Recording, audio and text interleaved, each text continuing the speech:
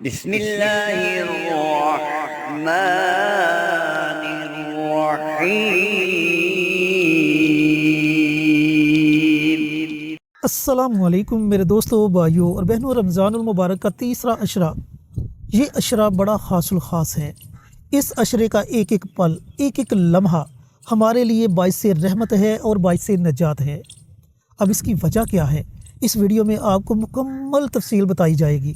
اور پہلے آپ کو یہ بتاتا چلوں کہ اس عشرے میں ایک بڑا خاص عمل پڑھا جاتا ہے، قرض سے نجات کے لیے، اولاد کو فرما بردار بنانے کے لیے، اپنے ٹوٹے ہوئے رشتوں کو جوڑنے کے لیے، رزق میں فراوانی کے لیے، اللہ کو راضی کرنے کے لیے، گناہوں کی معافی کے لیے۔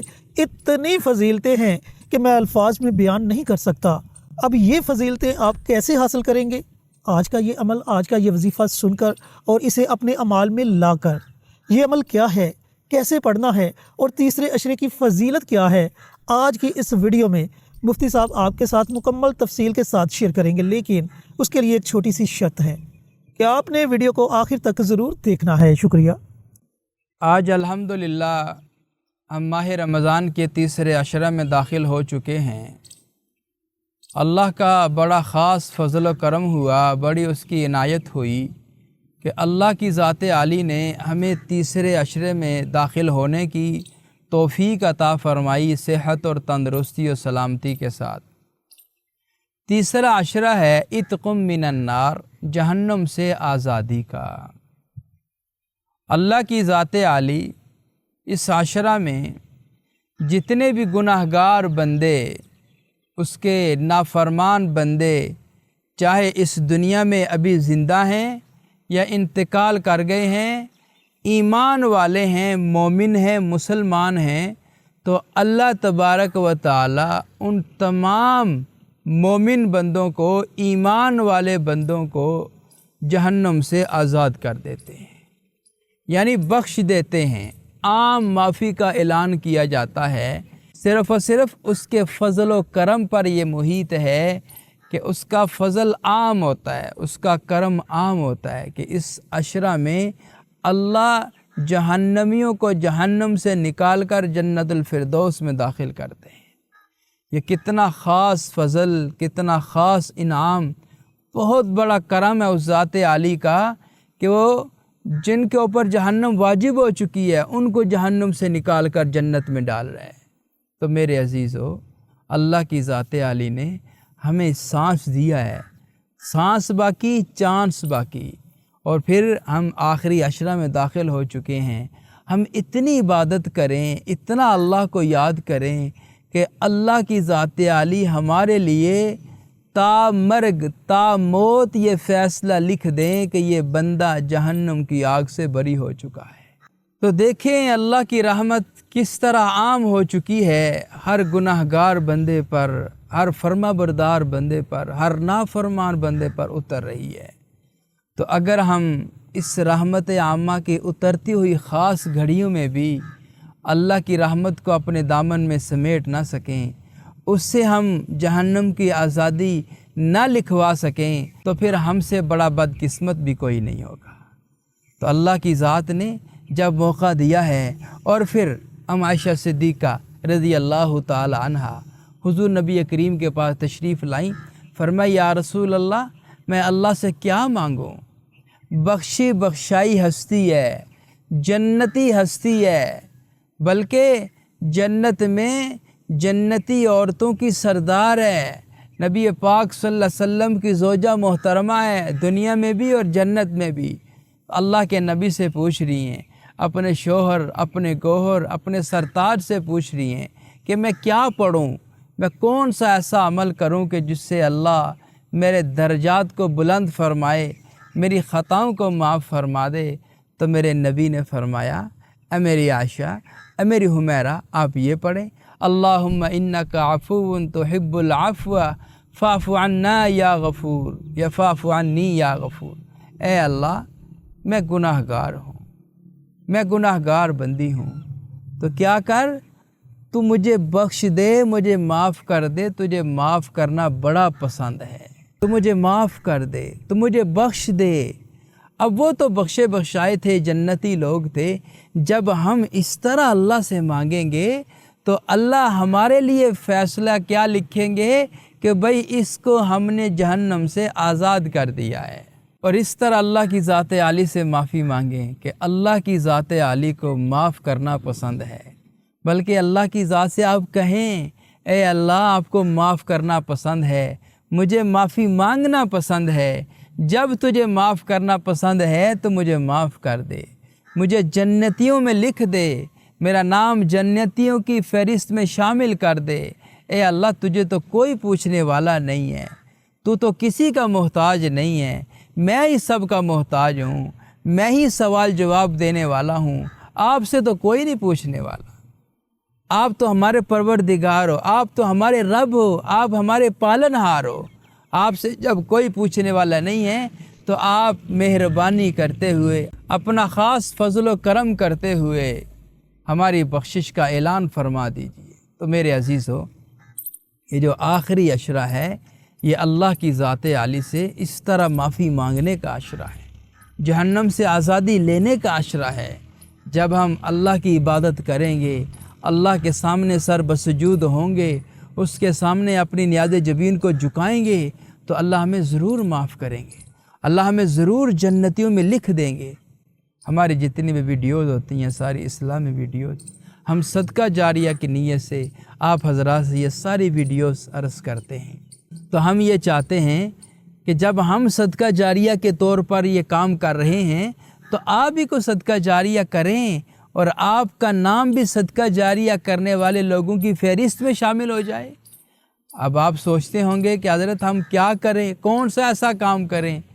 تو آپ کمنٹ باکس میں جا کر سبحان اللہ لکھ دیں، اللہ اکبر لکھ دیں، ماشاءاللہ لکھ دیں، آقا پر نور کی ذات عالی پر درود و سلام کا تحفہ لکھ دیں۔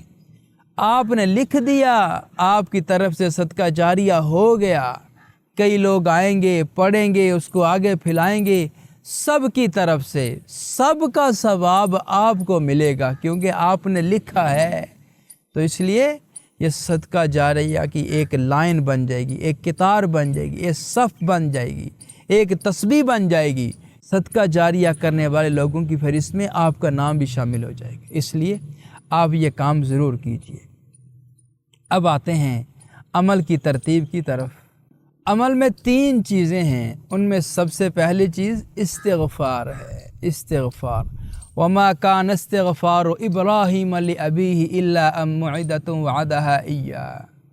دوسری جگہ اللہ کی ذات عالی نے فرمایا استغفر لہم فقلت استغفر لہم، کہ اللہ کا نبی اپنی امت کو فرما رہا ہے کہ تم اللہ سے استغفار کرو، اللہ سے معافی مانگو، اولاد چاہتے ہو تو استغفار کرو، کاروبار چاہتے ہو تو استغفار کرو، اپنی اولاد کو فرما بردار کرنا چاہتے ہو تو استغفار کرو، اپنے کاروبار میں اضافہ چاہتے ہو تو استغفار کرو، اپنے رکے ہوئے کاموں کو حل کروانا چاہتے ہو تو استغفار کرو، اپنے بچے اور بچیوں کے رشتوں کی بندشوں کو ختم کرنا چاہتے ہو تو استغفار کرو۔ گویا کہ آپ جو بھی دنیا کا کام حل کروانا چاہتے ہیں تو آپ استغفار پڑھیں، اللہ کی ذات عالی سے اپنے گناہوں کی معافی مانگیں، ندامت کے آنسو بہائیں، اور اللہ کو آنسو بہانا بڑا پسند ہے، بڑا محبوب ہے۔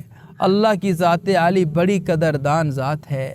ابو بکر صدیق رضی اللہ تعالیٰ عنہ نے فرمایا، بلکہ میرے آقا مدنی کریم کی ایک حدیث بھی ہے کہ کسی مسلمان کی آنکھوں سے آنسوں کا ایک قطرہ مکھی کے سر کے برابر بھی آنسو نکل آیا، اللہ تعالیٰ اس آنکھ پر جہنم کی آگ حرام قرار دے دیتے۔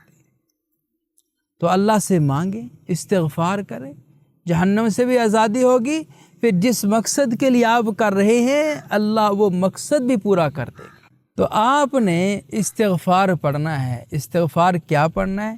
استغفر اللہ ربی من کل ذنب واتوب الیہ۔ اگر یہ عبارت آتی ہے تو بہت اچھی بات ہے، اگر یہ نہیں آتی تو استغفر اللہ استغفر اللہ استغفر اللہ آپ نے یہ پڑھنا ہے 101 مرتبہ، 101 مرتبہ پڑھنا ہے، اور پورے دھیان توجہ کے ساتھ پڑھنا ہے۔ وظیفہ کمپلیٹ کرنے کی نیت سے نہیں پڑھنا، بلکہ قبول کروانے کی نیت سے پڑھنا ہے۔ جب آپ اس نیت سے پڑھیں گے تو میرا اللہ وظیفہ قبول بھی کریں گے اور آپ کے بگڑے ہوئے کام بھی بنائیں گے۔ تو اب دوسرا عمل آپ کے گوش گزار کرتا ہوں، وہ ہے سورہ کوثر کا۔ اللہ اکبر! سورہ کوثر بڑا طاقتور عمل، بڑا وزنی عمل ہے، بڑا پرتاثیر عمل ہے۔ جس مقصد کے لیے پڑھیں، جب پڑھیں، اللہ اس مقصد میں ضرور کامیابی عطا کرتے ہیں۔ اب سورہ کوثر کیا ہے اس کو میں پڑھ کے سناتا ہوں۔ اِنَّا أَعْطَيْنَاكَ الْكَوْثَرَ فَصَلِّ لِرَبِّكَ وَانْحَرْ إِنَّ شَانِئَكَ هُوَ الْأَبْتَرُ۔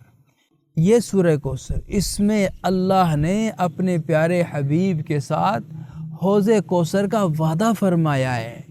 حوض کوثر خیر کثیر، یعنی جہاں تک نظر جا سکے وہاں تک خیر ہی خیر ہے۔ تو جب آپ اس کا وظیفہ کریں گے، اس کو عمل میں لے کے آئیں گے، اس کا ورد کریں گے، اس کو پڑھیں گے، تو میرے عزیزو اللہ دنیا میں آپ کو خیر کثیر عطا فرمائیں گے۔ اللہ آپ کے بگڑے ہوئے کام بنا دیں گے، اللہ آپ کے سارے مسئلے حل کر دیں گے۔ صرف اور صرف پڑھنا آپ کا کام ہے۔ اب رہا سوال کہ پڑھنا کتنی مرتبہ ہے، پڑھنا کتنی بار؟ صرف اور صرف 41 مرتبہ آپ نے پڑھنا ہے، 41 مرتبہ سورہ کوثر کو پڑھنا ہے۔ وظیفہ کمپلیٹ کرنے کی نیت سے نہیں پڑھنا، اللہ کی ذات عالی کو قبول کروانے کی نیت سے پڑھنا ہے کہ میں یہ جو وظیفہ کر رہی ہوں یا کر رہا ہوں، میرا اللہ اس وظیفے کو اپنی بارگاہ میں قبول کر لے۔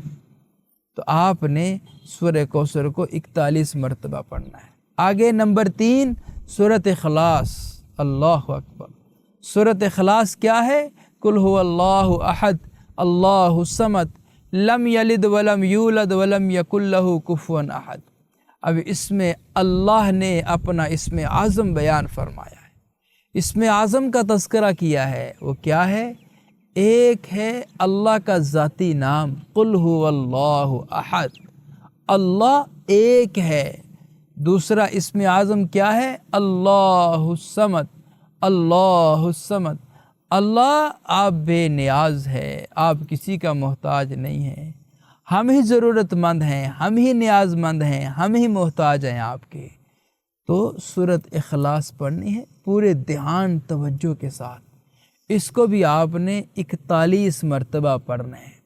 41 مرتبہ جب آپ نے پورے دھیان توجہ کے ساتھ پڑھا، انشاءاللہ العزیز یہ جو آخری عشرے کا عمل ہے پورے 10 دنوں کا، اگر آپ نے کر لیا، آپ کی زندگی کو یہ وظیفہ نیا رخ دے دے گا، نیا موڑ دے دے گا، آپ کی زندگی بالکل بدل جائے گی اور آپ کو اللہ ڈھیروں خوشیاں نصیب کرے گا۔ یہ عمل آپ نے 21ویں روزے کو شروع کرنا ہے، اور اگر 30 ہوں تو آپ نے پورا عشرہ پڑھ لینا ہے، اور اگر 29 ہوں تو پھر جہاں تک عید کا چاند نظر نہیں آتا آپ پڑھتے جائیں۔ بھلے آپ ان کو اکٹھا پڑھ لیں، بھلے آپ علیحدہ علیحدہ پڑھ لیں، لیکن آپ ان کو پڑھیں ضرور، ان کے بے شمار فائدے ہیں۔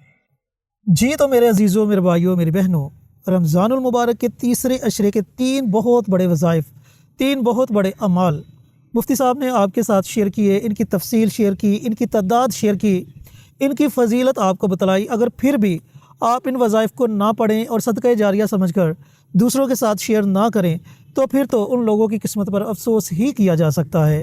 تو ملتے ہیں ایک اور نئی ویڈیو کے ساتھ، اجازت دیں۔ السلام علیکم ورحمۃ اللہ وبرکاتہ۔ ہماری ویڈیو آپ کو پسند آئے اسے لائک کریں، شیئر کریں، ہمارے چینل کو سبسکرائب ضرور کریں اور ساتھ والے بیل آئیکن بٹن کو دبائیں تاکہ ہماری ہر آنے والی ویڈیوز کی اپڈیٹ آپ تک آسانی سے پہنچ سکے۔